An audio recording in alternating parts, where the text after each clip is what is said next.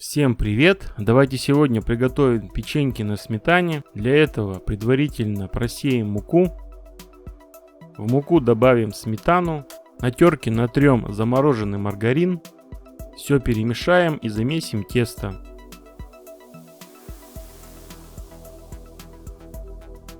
Готовое тесто уберем в холодильник на 1 час. Когда тесто будет готово, раскатаем его в прямоугольник.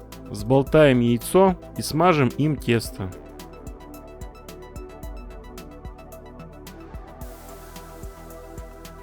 Сверху обсыплем сахаром.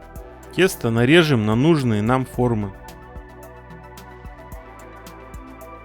Выложим тесто на противень и поставим в духовку на 15 минут при температуре 200 градусов. Печеньки на сметане готовы. Печеньки получились очень ароматные, золотистые, с приятной кислинкой, то, что нужно к чаю. Друзья, ставьте лайк, подписывайтесь на канал Рецепты на выбор, делитесь рецептом в социальных сетях, нажимайте на колокольчик. Всем пока, до новых встреч!